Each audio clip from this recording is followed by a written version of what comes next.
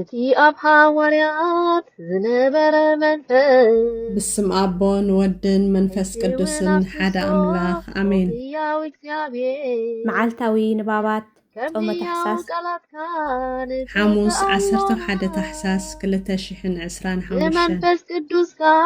ምልአዮ ህይወትና ሮሜ 11 ካብ 1 እስካብ 14 እምበኣርሲ እብል ኣለኹ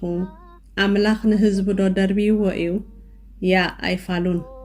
ኣነ እኳ እስራኤላዊ ካብ ዘርአ አብርሃም ካብ ዓሌት ቢንያም እየ ኣምላኽ ነቲ ቀደም ዝፈለጦ ህዝቡ ኣይደርበዮን ወይስ እቲ ጽሑፍከ ብዛዕባ ኤልያስ ንሱ ጎይታይ ንነቢያትካ ቀተልዎም መሰዊኢኻ እውን ኣፍረሱ ኣነ በይነየ ተሪፈ ዘለኹ ንህይወተይ ድማ ይደልይዎ ኣለዉ ኢሉ ንእስራኤል ኣሳጢሑ ናብ ኣምላኽ እናጠርዐ እንታይ ከም ዝበሎ ዶ ኣይትፈልጡን ኢኹም ምላሽ ኣምላኽከ እንታይ በሎ ንበዓል ዘይሰገዱ 7,000 ሰብኣይ ንርእሰይ ኣትሪፈ ኣለኹ ከምኡ ከዓ በዚ ዘመን እዚ ብጸጋ ዝተሓርዩ ተረፍ ኣለዉ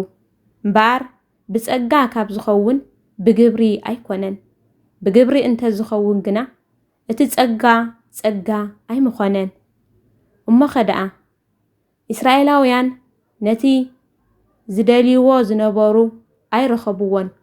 እቶም ሕርያት ግና ረኸብዎ እቶም ዝተረፉ ከዓ ከምቲ ጽሑፍ ዝብሎ ልቦም ኣትረሩ ኣዒንቶም ከይርእያ ኣእዛኖም እውን ከይሰምዓ ኣምላኽ ክሳዕ ሎሚ መዓልቲ መንፈስ ምብዕዛዝ ሃቦም ዳዊት እውን ከምዚ ይብል እዩ እቲ መኣዶም መፈንጥራን መድፈናን ንማዕንቀፍን መስጣን ይኹኖም ከይርእዩ ኣዒንቶም ይጸልምታ እንግዳዓውቶም ከዓ ንሓዋሩ ኣጎብጥ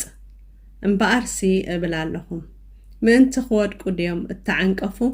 ያ ኣይፋሎምን ምእንቲ ኸቕንኦም ባድኣ እቲ ምውዳቖም ንህዛብ ምድሓን ኮነሎም እቲ ምውዳቖም ሃብቲ ዓለም እቲ ምጉዳሎም እውን ሃብቲ ኣህዛብ ካብ ኮነ ግና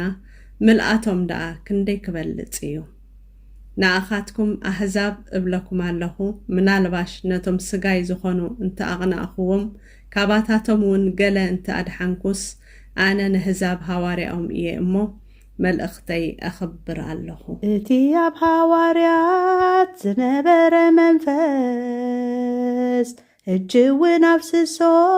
ኦ ሕያው እግዚአብሔር ከም ሕያው ቃላትካ ንጽባሎና ብመንፈስ ቅዱስካ ምልአዮ ህይወትና ያዕቆብ 5:16 ክሳብ መወዳእታ እምበኣርሲ ምእንቲ ክትሓዊው ንሓድሕድኩም ሓጢኣትኩም ተናዘዙ ምእንቲ ሓድሕድኩም እውን ጸልዩ ጸሎት ጻድቕ ብግብራ ብዙሕ ተስልጥ እያ ኤልያስ ከማና ሰብ እዩ ዝነበረ ዝናብ ከይዘንብ ጸሎት ገበረ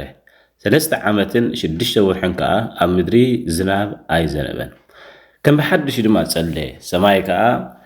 ዝናብ ሃበ ምድሪ እውን ፍረ ሃበት ኣቶም ኣሕዋተይ ሓደ ኻባኻትኩም ካብ ሓቂ እንተዘንበለ ሓደ ከዓ እንተመለሶ እቲ ንሓጥእ ካብ መገዲ ጌጋኡ ዝመልሶ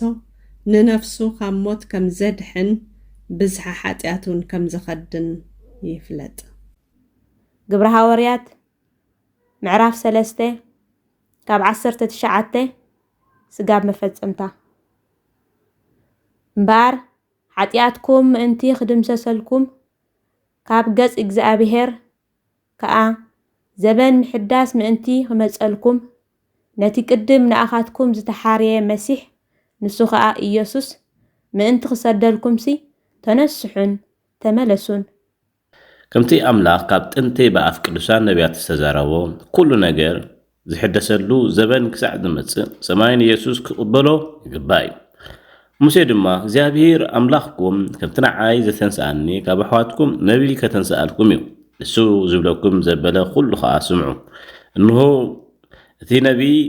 እቲ ዘይትሰምዕ ዘበት ነፍሲ ካብ ህዝባ ክትብንቆስ እያ በለ ኩላቶም ነቢያት ድማ ካብ ሳሙኤል ሒዞም ክሳዕቶም ድሕሪኦም እተዛረቡ ኩላቶም እዘን መዓልትታት እዚኣተን እዮም ዘበሰሩ ንስኻትኩም ውሉድ ነቢያትን ውሉድ እቲ ኣምላኽ ንኣብርሃም ኩሎም ኣህዛብ ምድሪ ብዘርእኻ ክባረኹ እዮም ኢሉ ምስ ኣቦታትና ዝኣተወ ኺዳንን ኢኹም ኣምላኽ ንነፍሲ ወከፍኩም ካብ ክፍኣቱ እናመለሰ ምእንቲ ኸባረኸኩም ሲ ንወዱ ኣተንሲኡ ቅድሚ ኩሉ ናባኻትኩም ለኣኹ እግዚአብሔር ኣምላኽና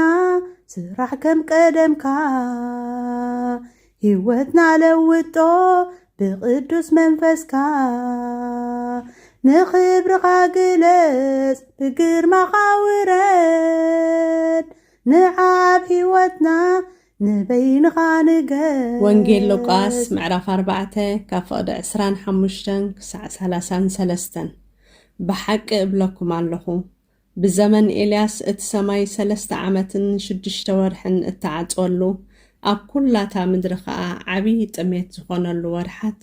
ኣብ እስራኤል ብዙሓት መበለታት ነይረን ኤልያስ ከዓ ናብ ሓንቲ መበለት ሰበይቲ ኣብ ሰራጵታ ናይ ሲዶና እምበር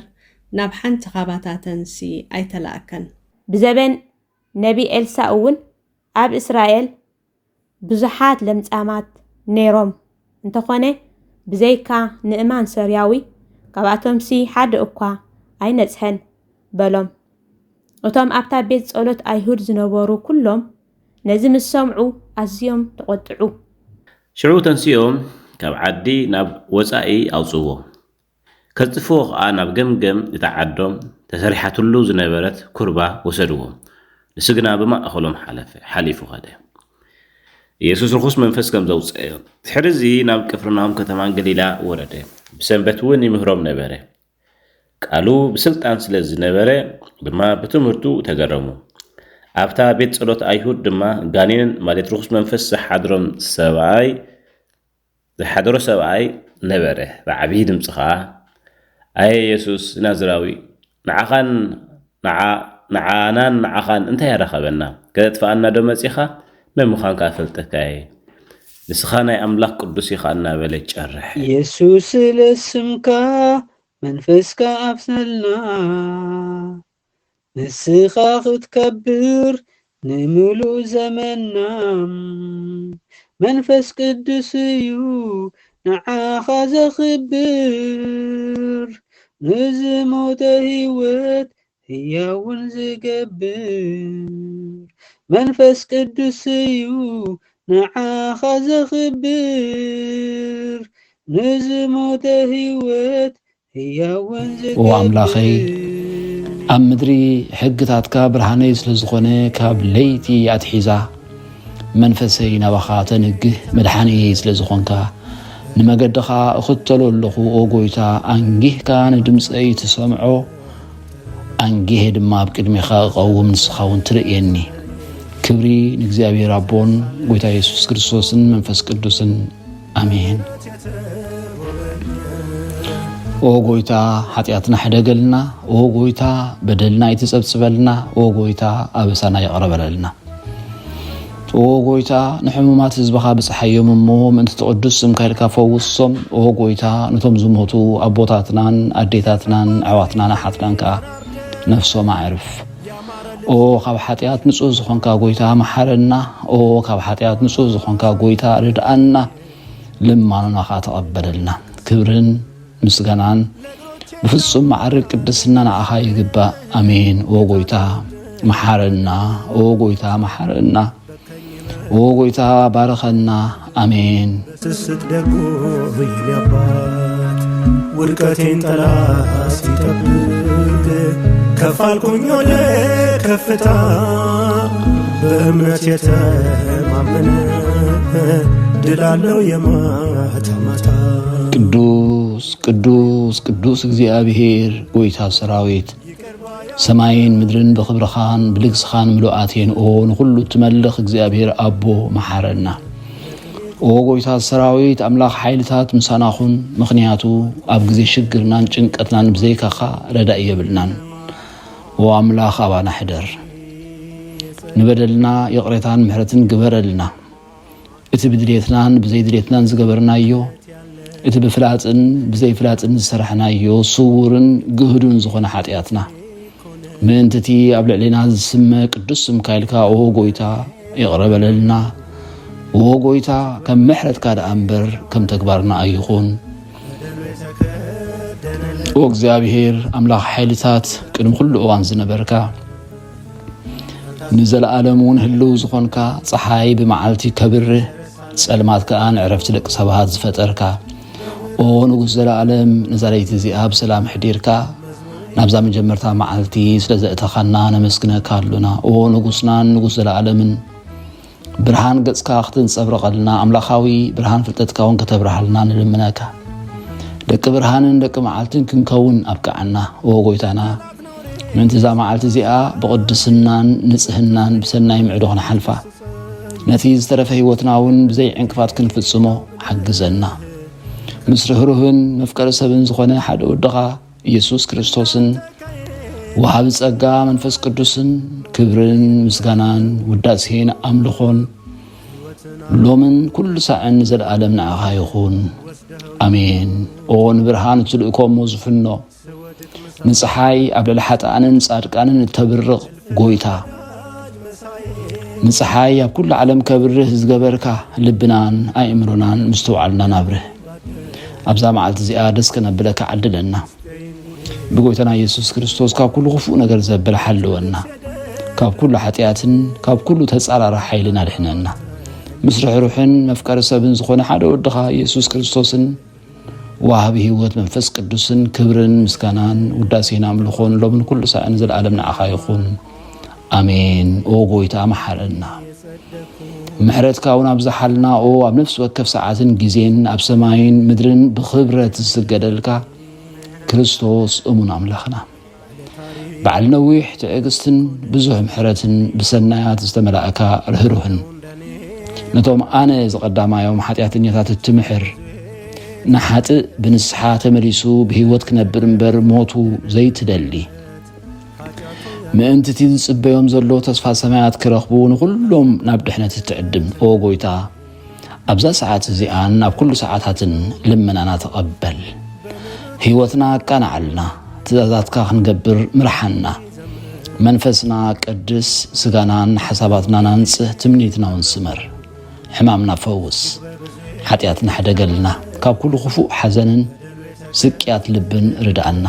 ብህልውናኦም ክንዕቆብ ብቅዱሳን መላእኽትኻ ሓልወና ናብ ውህደት እምነት ከነምርሕ ምእንቲ ናብቲ ዘይምርመርን ዘይውሰንን ፍልጠትካ ክንበጽሕ ዓድለና ንስኻ ንዘለዓለም ብሩኽ ኣምላኽ ኢኻ ያው ቃላትካ ኣብስሰልና ንመንፈስካ ዘርግሓልና ናዳውካ ግለጸልና ንኽብርኻ ዘርግሓልና ናዳውካ ግለጸልና ንኽብርኻ ዘርግሓልና ናዳውካ ግለጸልና ንኽብርኻ